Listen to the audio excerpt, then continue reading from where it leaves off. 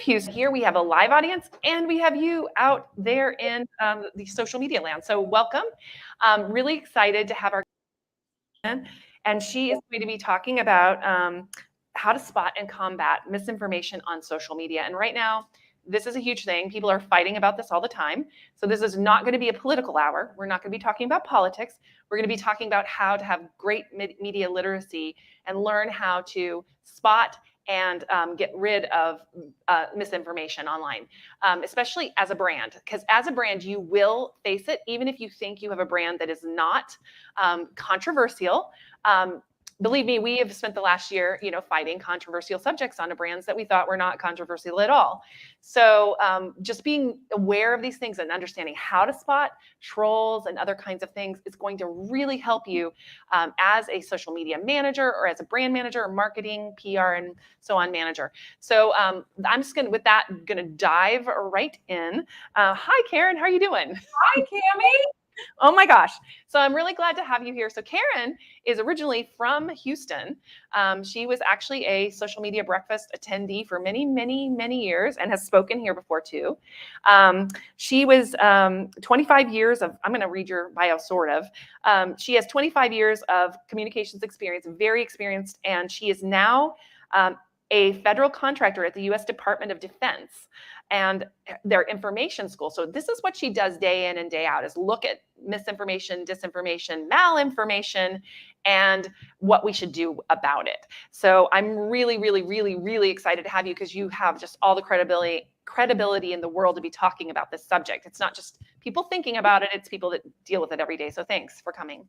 No, thanks for having me. I miss you all in Houston. I hope some of my old friends are tuning in or in the room. And I'm excited to talk about this issue. Social media breakfast always tackles the most fascinating topics for years and years. And this is definitely a hot topic that we all need to be aware of. Yeah. And so I want to just jump right in because we have a lot of things to cover, and you have some great things, really cool things to share. So you may want to have your phones ready because we're going to be interactive here today, believe it or not, even though we're virtual and reality and stuff. And sorry for this will usually be here, so it won't be like in your face. So thank you guys for being so understanding. So how to spot misinformation, disinformation, and malinformation. So they're different, right? Karen, tell us how are those different? Absolutely. And I think Tracy has a slide on that summarizes really well the types of information disorder. And the key difference between the three is what is the intent. We're jumping to a quote. Okay. Do you want me to follow the slides or the conversation? I'll just keep going until she finds the slide. The intent is the differentiator. Misinformation is often there is no intent to spread a false information. It could be a caption is wrong, a date's wrong, or translation is wrong. And you can usually get that corrected somehow if the person is aware of it. Disinformation aims at shaping beliefs and narratives and counteracting the truth. So generally intentionally creating a cyber kind of conspiracy theory or a rumor falls in disinformation. And malinformation is actually based on reality, and it's used to inflict harm on a person, an organization, or a country. And it's taking content and presenting it in a way it was not intended to be presented. For example, on a personal level, you've seen people that they have revenge pornography. They did have sexual interaction, but they didn't intend for that to be released out into the public sphere. On the other levels, we've had Russian agents who hacked emails from the Democratic National Committee and released those emails. Those were actual emails, but releasing them out to the public, it was not meant for external disclosure. So that's an example between malinformation. Yeah, thank you. So yeah, people trying to make a point or so on. So one of the things that I think is really interesting, and you talked about Russian trolls and things like that, and we've seen that in our work too. We've seen Russian trolls come in and actually leave a comment to agitate, to get people that believe that thing to come on and glom on. We've seen it. Tracy could probably come up here and give you an entire treatise about that because we see it every day. So my question is, how do we know if what we're seeing is real or not real? I mean, and some people have different opinions about what is true and what's not true too. So how do we sort that out? It is hard to tell, honestly, unless you have, I don't know, an intelligence agency to help you sort that out for you. But understanding the threat is very important. It's not just Russia that is spreading disinformation in terms of a country. There are groups, there are organizations, there are individuals, and they have different various motives. But the reason we often cite Russia is because they have this fire hose of falsehoods, as Rand Corporation talks about, and they just try to throw everything out there, anything and everything, and see what sticks. And we are their target of this. Whereas you have other countries that engage in a lot of disinformation, like Iran and North Korea and China, but they have different focuses. Iran is very anti-Saudi, anti-Israeli, pro-Palestinian, pro-Iranian. So we don't really see a lot of that unless you're in those conversation circles.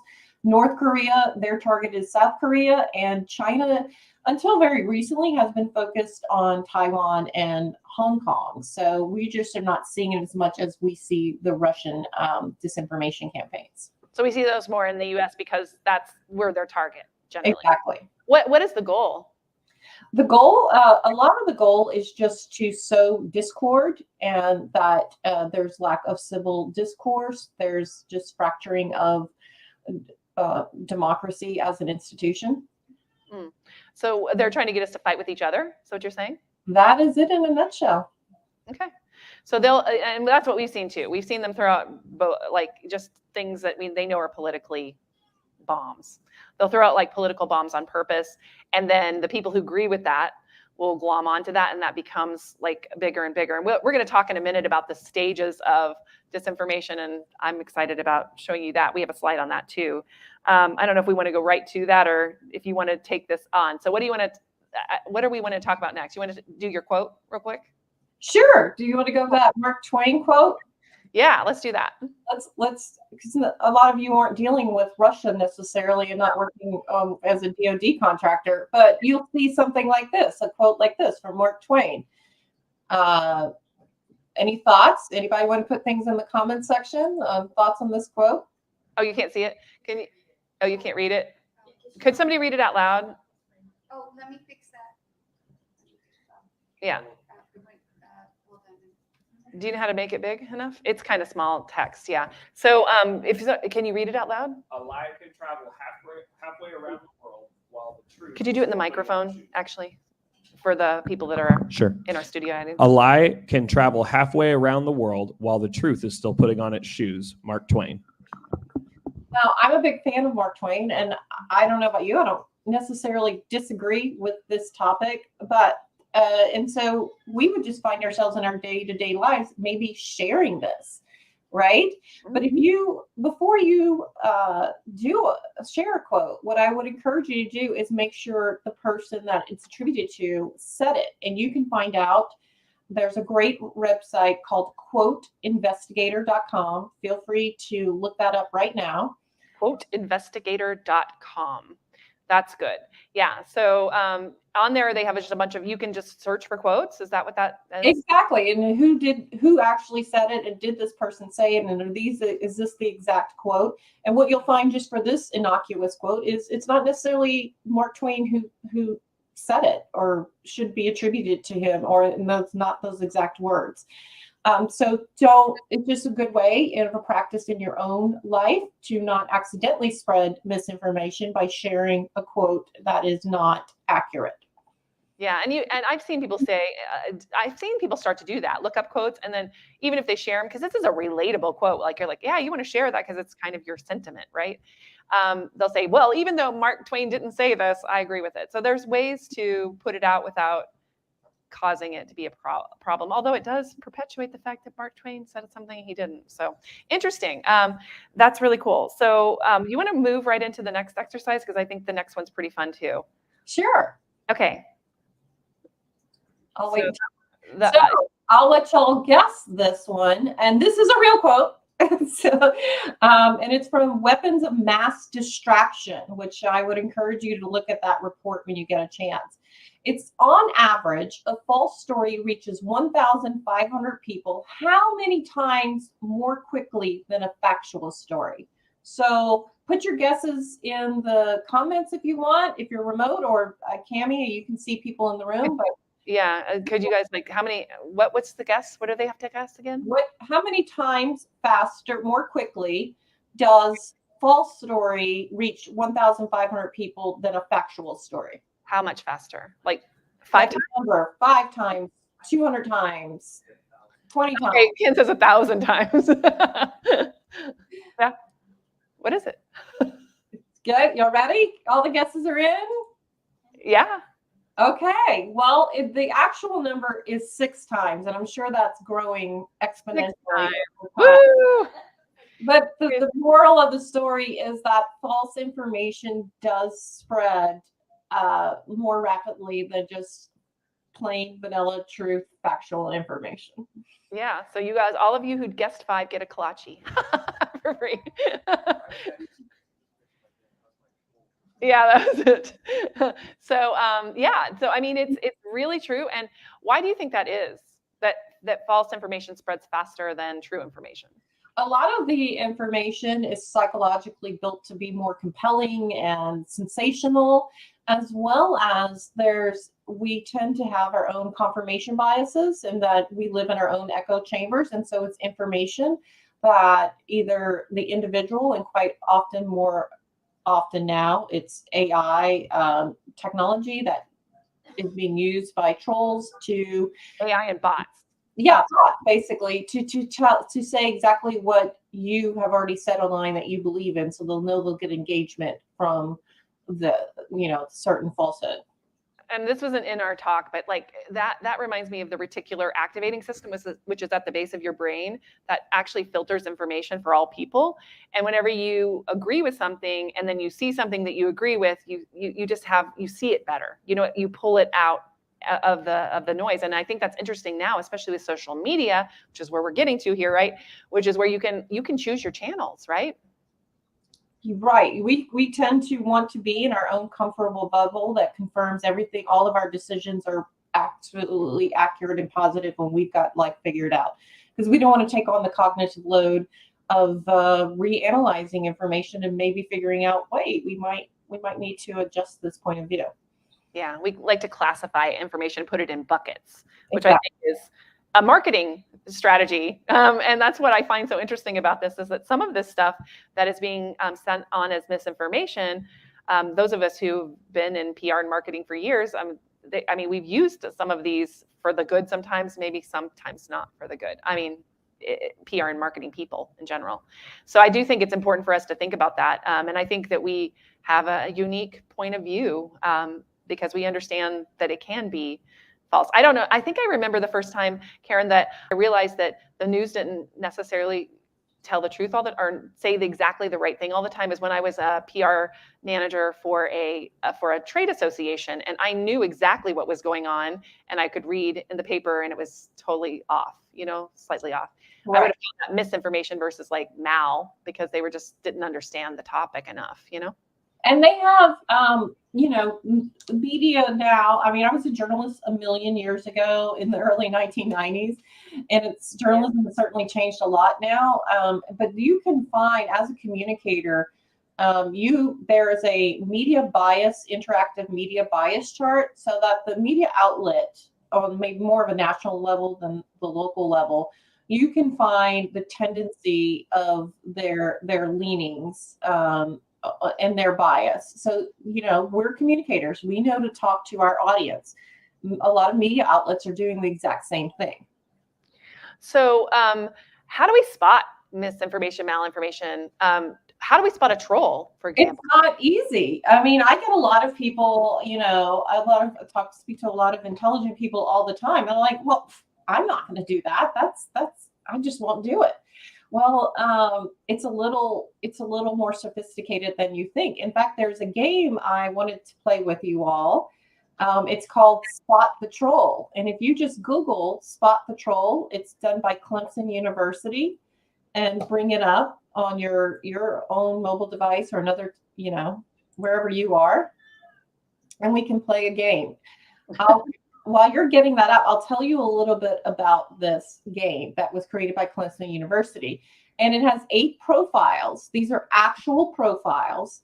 And they ask you just to scroll through their social media account, and you decide if it's an authentic account or professional troll, legit or troll, basically.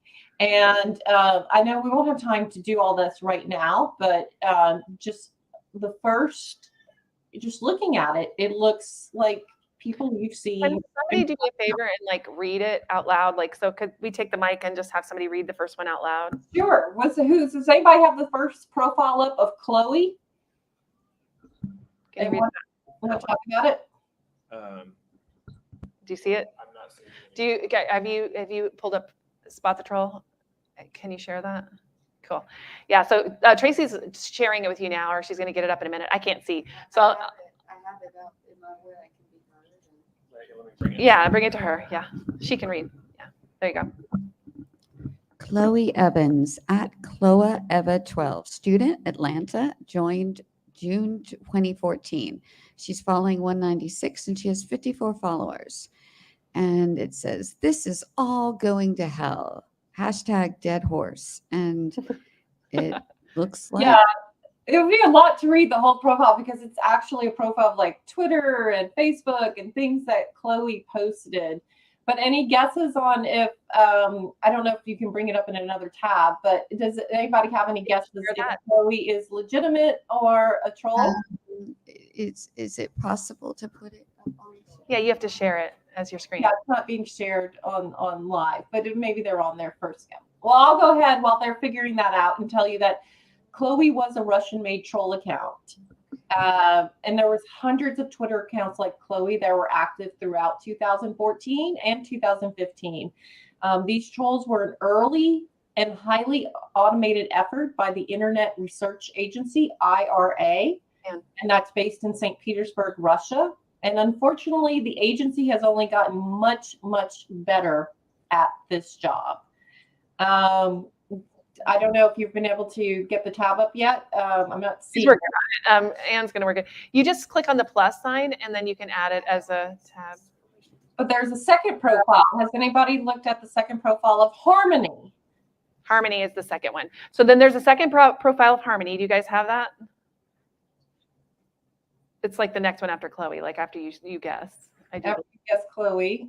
We'll just do 3 quick ones. And unfortunately, she's giving permissions to the whatever. It's okay. Not allowing it.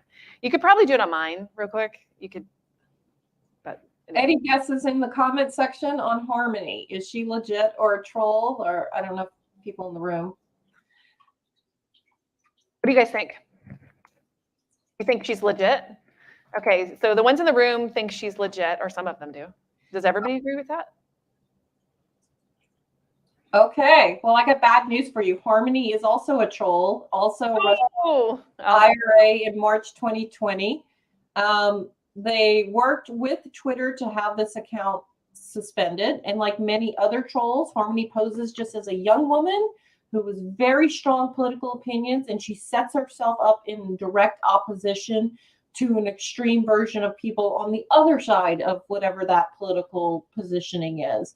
So Harmony's goal, ironically, is to make us entrenched and disgusted with each other as Americans and make meaningful compromise between us very difficult. Mm-hmm.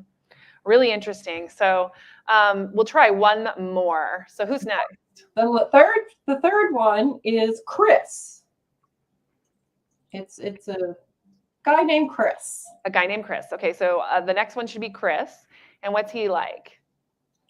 Do y'all want to get that tab up and take a look? I don't know if it's going to happen, but they're working on it. They all have their phones in the room. So hopefully out there online, you guys are just opening a different tab.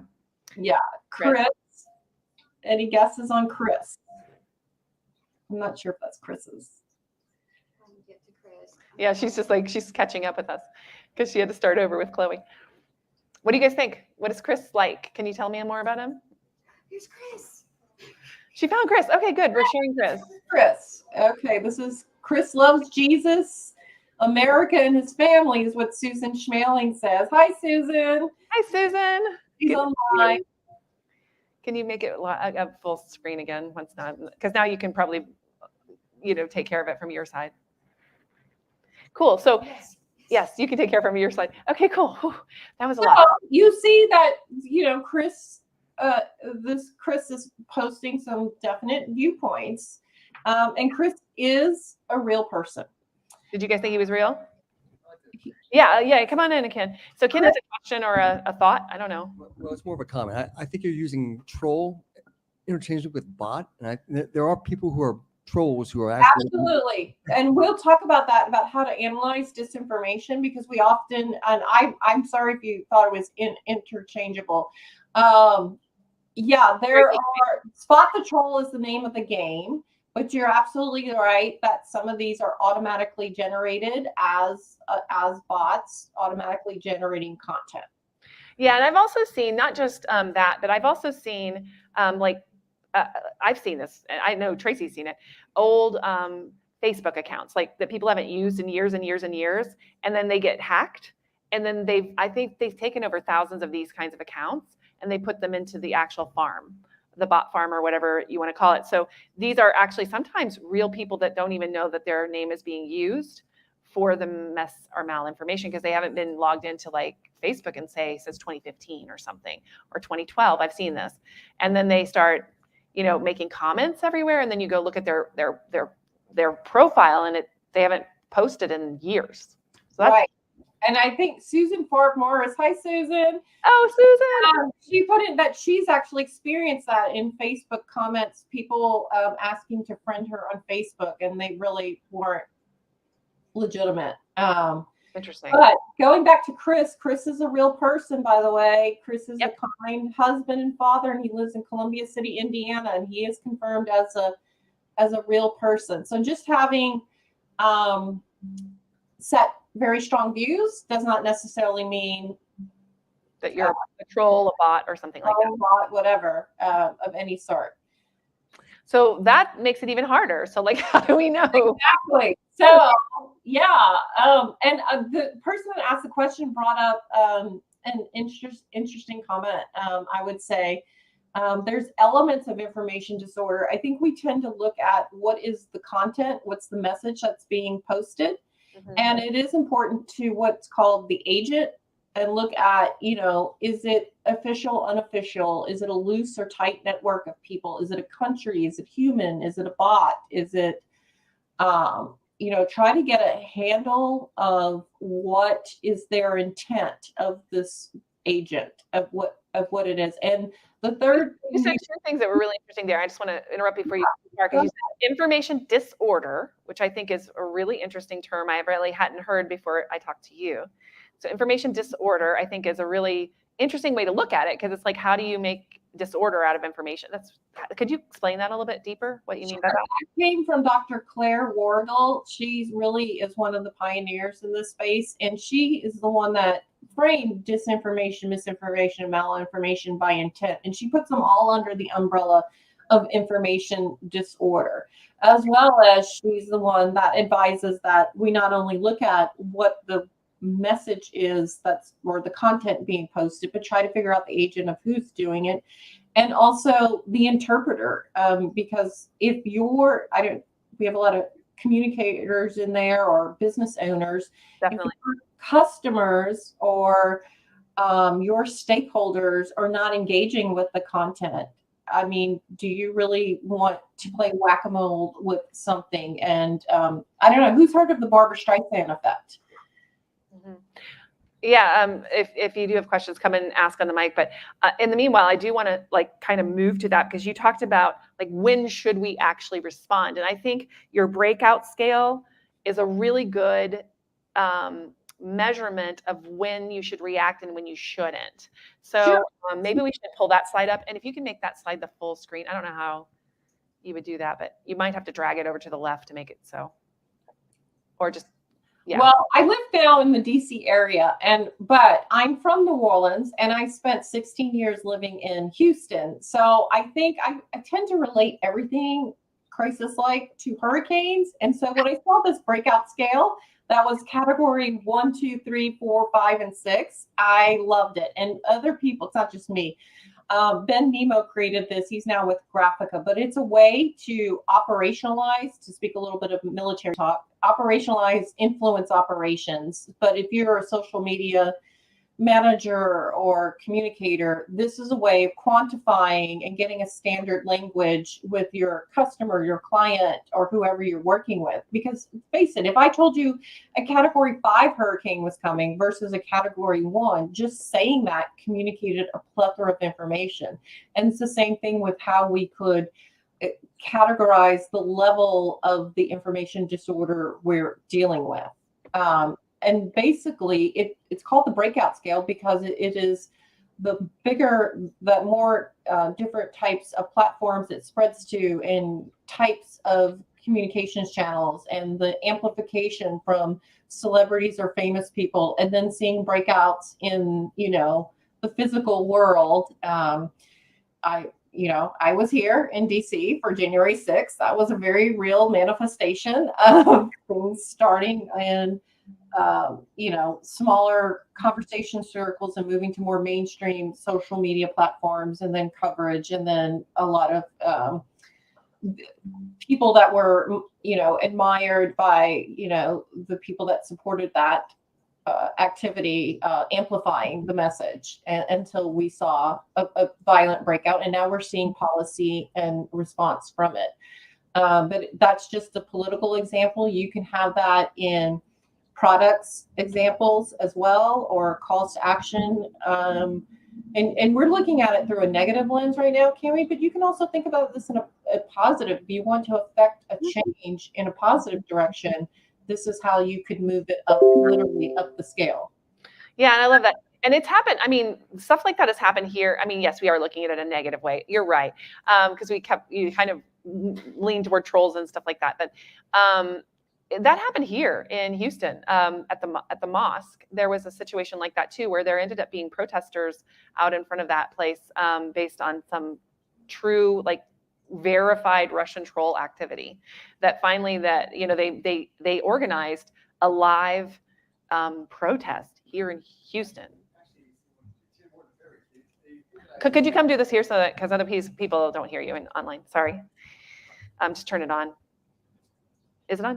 It was actually more nefarious than that. The Russians actually organized 2 opposing protests here. Yes. Yeah, I was going to say they try to activate, so to speak, the 2 opposing extreme sides and we'll have the call to action to come to the same physical location. Yeah, and that's what was interesting to me about it too, Ken, is that it was both sides. So they activated both sides. They actually did that. That's really interesting. You need the mic, I guess. Could somebody bring the mic to her real quick? You have a question, it's fine. From online, do you have online questions too? Yeah.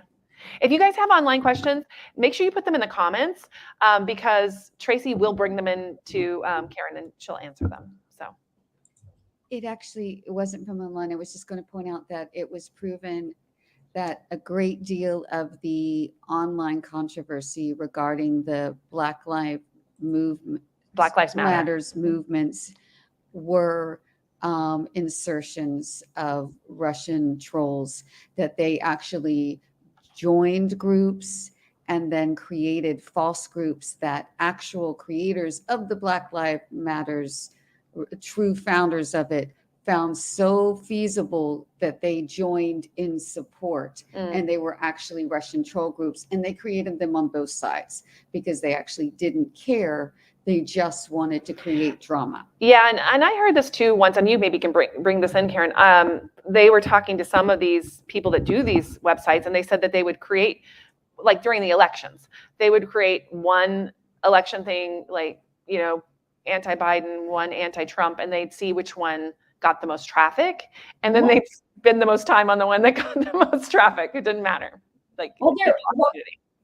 To kind of connect 2 concepts, Cami, I can't really see you, so I'm sorry. I'm pretend. I'm looking at you and smiling. Okay. I was going to say that during the election in which the candidates were Trump and Clinton, there was a story that was put out there that the Pope of the Roman Catholic Church in Italy was supporting Trump candidacy because of emails over Hillary Clinton's email controversy. I'm paraphrasing that, and that got a lot of traction because it was shared and amplified a lot online by Trump supporters, as you may imagine. But what was shocking is it was also shared a lot by the Clinton supporters, but reframed. It could be reframed, and it's shown like, this is ridiculous. The Pope didn't do this. By the way, no, the Pope did not take a stance or care about Hillary Clinton's emails. But it just shows that even opposing sides could amplify disinformation. Yeah. So I think it's important for us to understand that as like consumers of information, especially if we have strong feelings of any kind about anything.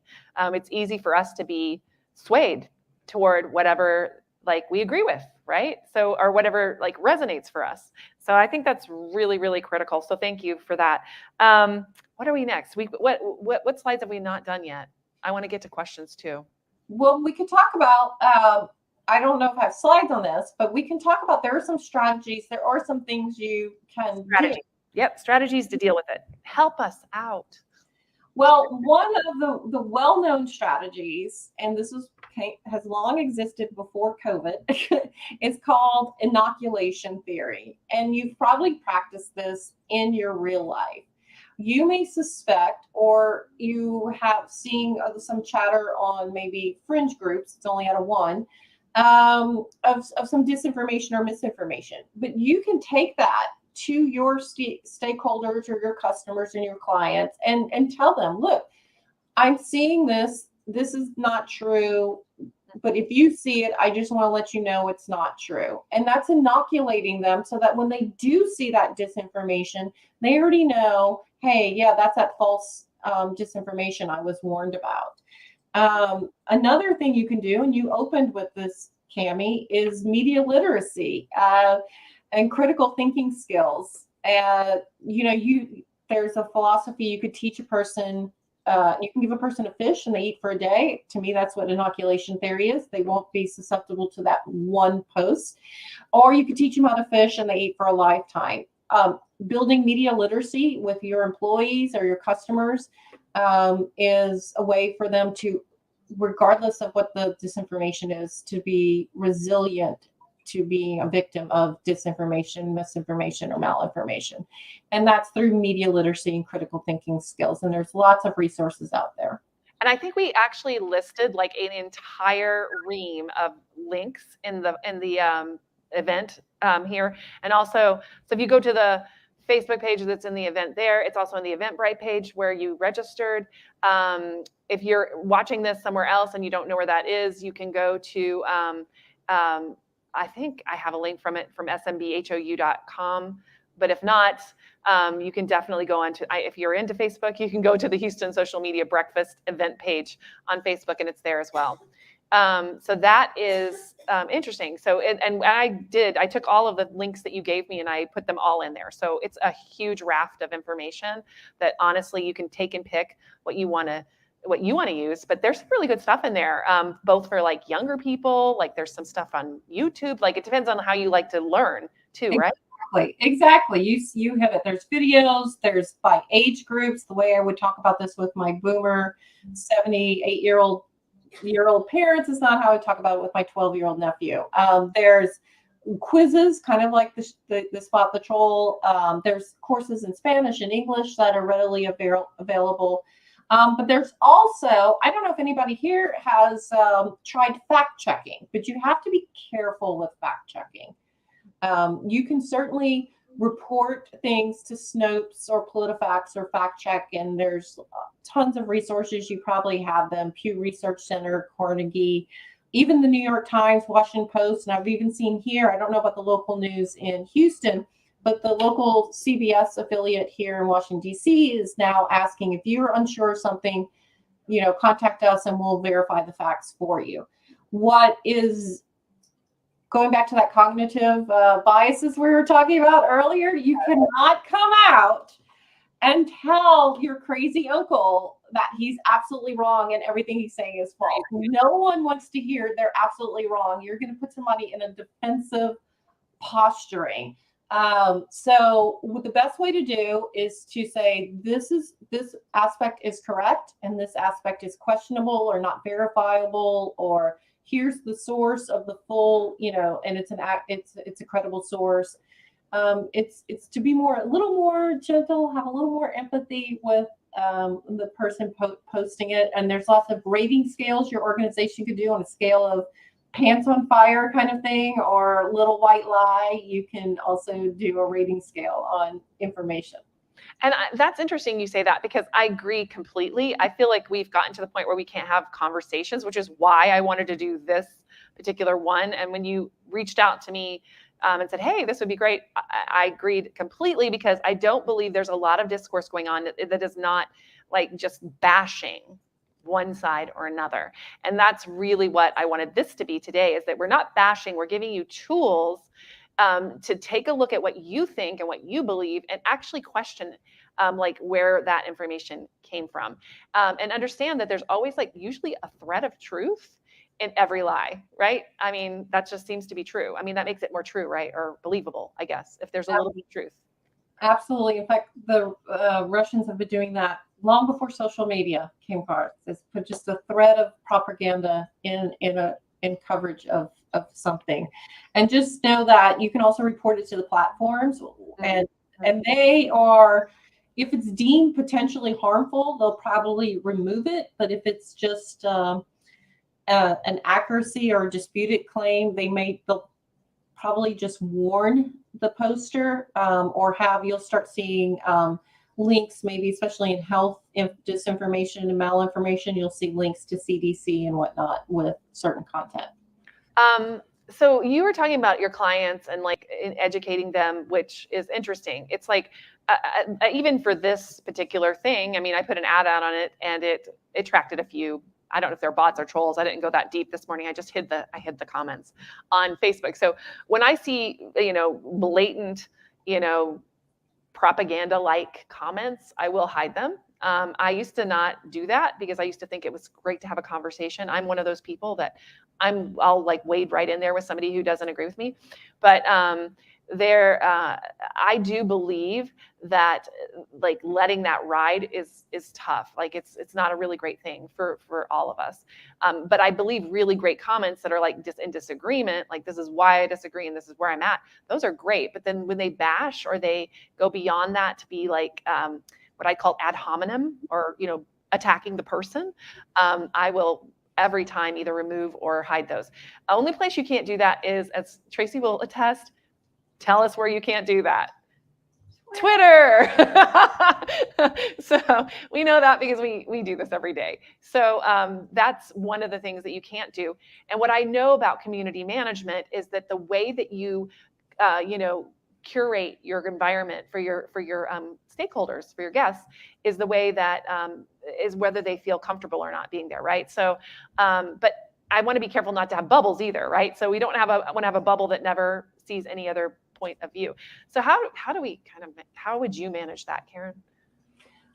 Well, you also have a comment from one of your online viewers named Ingrid, that the problem is trusting the platforms to be non-biased. And there's a lot of conversation now. Is it the platform's responsibility to monitor what is posted on the platform, or they're just providing the platform? Is it, I think the circle of conversations having here is that we have a societal issue. And the reason I volunteer to give these conversations is so that there's awareness that we're being attacked from outside to be unable to communicate with each other. Mm-hmm. There's lots of great tools out there.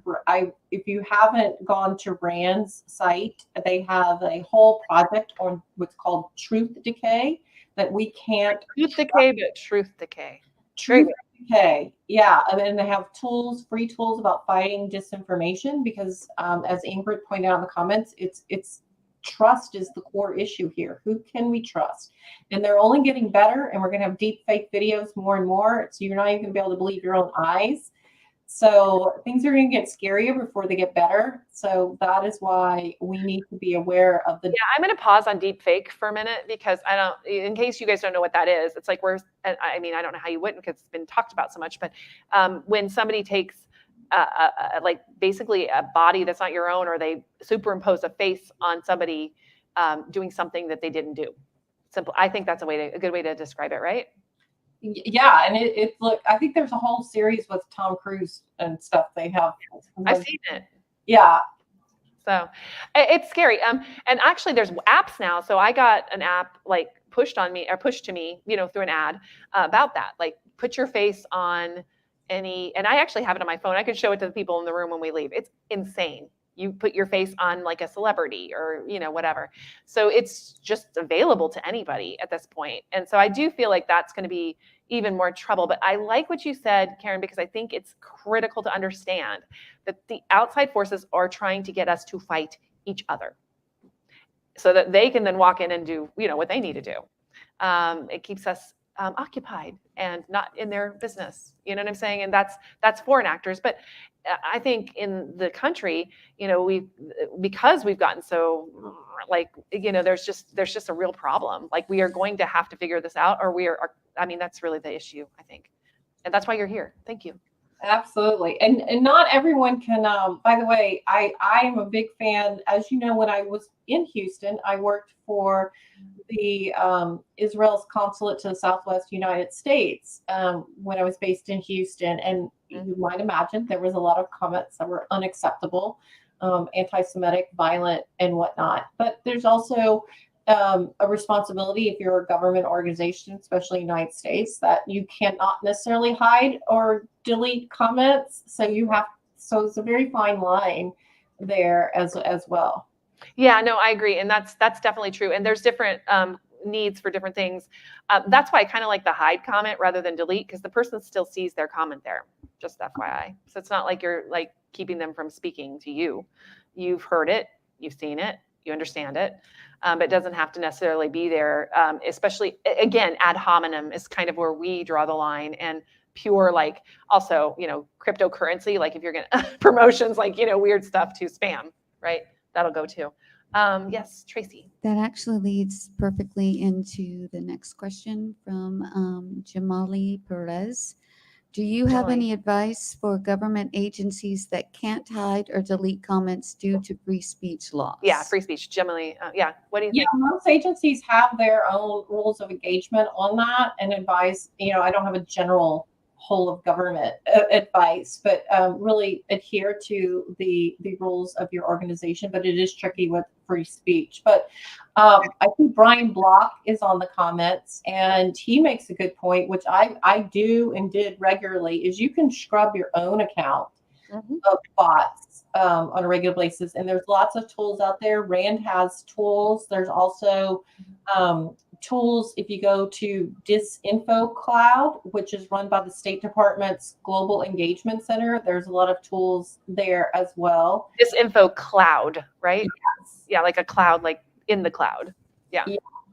And you can also, if you want, I think about QAnon. If there was like a white hat version of QAnon, people that crowdsource information to deal with disinformation, it's called Bellingcat, like belling the cat. Cat. And is it KAT, Bellingcat? Or I do have a link to this, by the way, in the stuff we have. Is it it's like true crime QAnon type podcast too, where it's focused in Northern Europe, but they trace down the sources and the roots of some of the things that are circulating in society on social media. So it's very interesting. Yeah, and I do agree. And, if you are sort of a corporate that you can't get rid of certain things and you have to keep things there's a lot of records keepings kind of things. And some of these tools like Sprout Social or Sprinkler or whatever, we run all of our social media through that for these bigger clients. And then that becomes the record. So you can grab that at any time. Like if there's a legal case or if there's anything going on, that can be pulled in. So they're having a tool to manage it, especially if you have these kinds of requirements, is really helpful. Just saying. So, any other questions in the room? Brian has a question. Okay, what's Brian's question? Could you, yeah. What resources would it take to compel and enable news organizations to remove trolls or disinformation from their comments? Well, I don't work at any news organization, but I am an active member of the National Press Club here at DC, in Washington, DC. And I can tell you that the credible news organizations, they are just as concerned, if not more, about this, because their reputation and credibility is crucial to the viability of their reporting. And so they are looking at ways of making sure that everything is verifiable. And they're also, the New York Times, Washington Post, and Reuters, I know, have dedicated resources for reporting on disinformation. Yeah, and I think some of that seems to be like over the years, just like the defunding, if you would call it that, of news organizations, like as they become more profit centers. And there's a lot more also opinion being shown on opinion pieces on news because it draws audiences. Remember, 6 times more likely to spread information. It's like there's money in it. Yeah, so go ahead, kid. I'm sorry, I keep jumping in. I just want to add, I used to work at the Houston Chronicle, and this was like 2007, 2008, and that's when they decided to add comments to the bottom of stories. And so I was part of the team that flagged that kind of comment, and that was just a tremendous job even back then. So it's unimaginable now. Cesspool, as we know. We do. We understand. So yeah, interesting. So any other questions? I think we're getting close. Oh yeah, Gika. Thank you. So it occurs to me that one of the things to listen for is how dramatic or, I guess dramatic, just like it seems like people get attention by being extreme or dramatic. Is that a good indicator for when something might not be so factually based? I won't think that's like a hard and fast rule, but that's certainly, I think you could get a sense that something is clickbait. It's just so sensational. It doesn't. Maybe that's the time to do the research, to go a little bit deeper. Like if you see something like that, before you pass it on, make sure you've looked into it, especially if you're a brand. I really feel like that's a big thing too, is like for brands, we need to be careful. Like so many people have been burned as a brand for passing on information that wasn't real, right? So that's happened a lot, I think. True. Yeah, so I don't know. I mean, we're not going to solve this obviously in the one morning at Social Media Breakfast of Houston. I just think having like it, being aware of it, like I think that's really helpful. I don't know. What do you guys think? Yeah, cool. So we've got lots of resources. Actually, Tracy, if you could find like the link to the Eventbrite, I don't know if you can easily, but maybe put it in the comments somewhere. In the Eventbrite, I did put all the links to all of these websites we've talked about and more. There was the RAND one. I don't know. The day that Karen and I were talking about this on the phone, I was like madly writing down all the resources, and I went and looked them all up for you. So there was one other thing we had on here that we didn't talk about, which is recent findings on how Americans are changing their view of disinformation. Did you want to go over that or not? Well, Americans changing their view on disinformation. They're becoming more aware of it. There's a recent study through the Institute of Public Relations, and they do a lot of great research. And Americans are aware that this is a thing.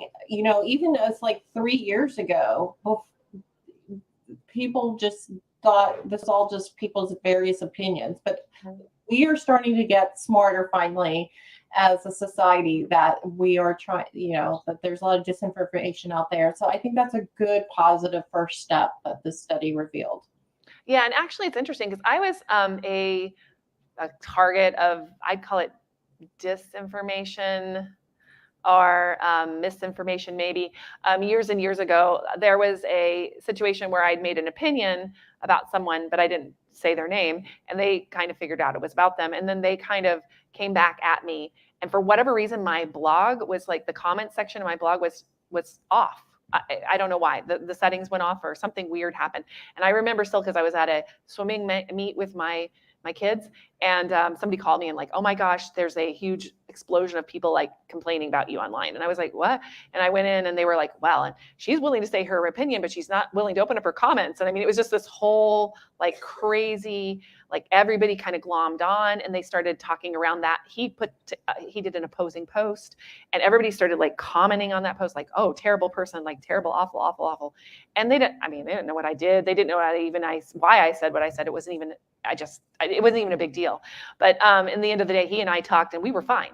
But everybody else was all worked up. You know what I mean? It was weird. It was kind of crazy. That tends to happen. And I know you're in crisis communications as well as that's my background. I don't know if we have a lot of other crisis communicators out there.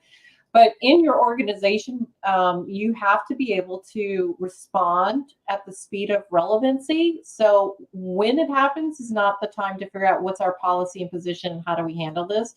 So I suggest you start building this into your crisis communications planning, preparation, and training. And I actually love the breakout scale. And in fact, Tracy, I'm looking at you now. I think we need to add the breakout scale to our playbook. So we have playbooks that we do for our clients. And that playbook is like, what do we do at each of the scales? Like, what is our response? So like it's at 1, that's just some bot or troll or one person's opinion. Do you really need to even respond to that? Unless it's like a stakeholder.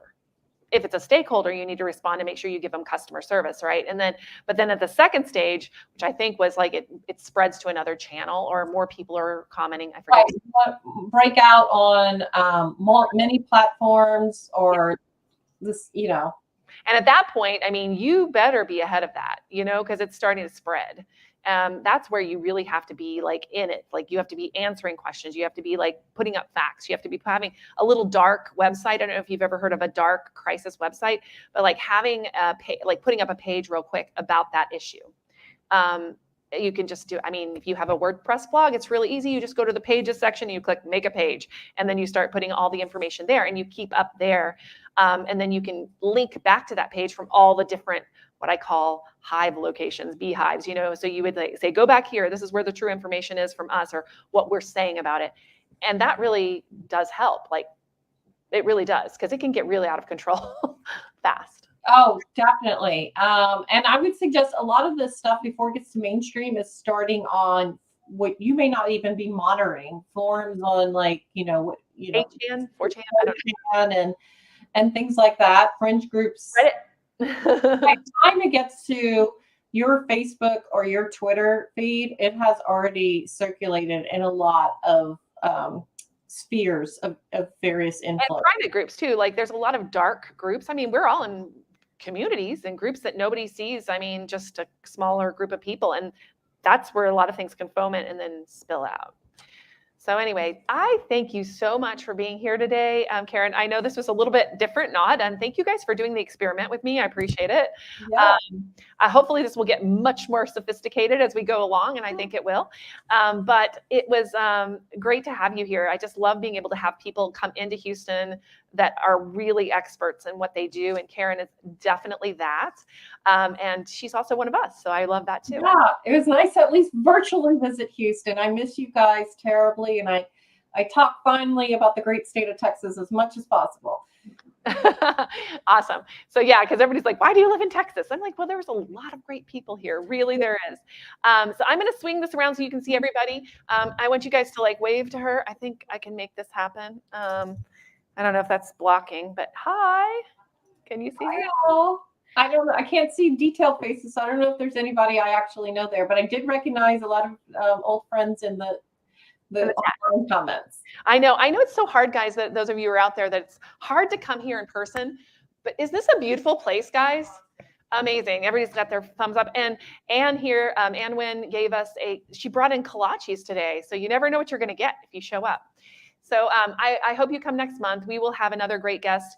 It's not totally buttoned down yet, so I'll let you know in about a week or two, or a week probably. I'm going on vacation, so maybe 2. Anyway, that's awesome. And then we will go from there. But it's really great to be here. And Impact Hub Houston is an amazing place. Free parking, a great restaurant on the first floor. Is the food good? Do you guys like the food? Yeah, the food here is good. So you can get something and bring it up. We have the classroom right now, but yeah, I think we're going to blow up this place out before too long. We'll be somewhere else. I mean, on a different floor probably, but very beautiful here too. You can see the whole city. So come. If you're in Houston, come on down. If you're not, then please just keep coming this way. We will continue to stream. And I had somebody here this morning. He's like, yeah, I'm thinking about a different camera. So I don't know. We might get really fancy here. Who knows? Anyway, okay, guys, I'll talk to you soon. And we're going to let you go and have a great rest of your day. And talk to you soon. Take care. Bye. Oh, I can't clap.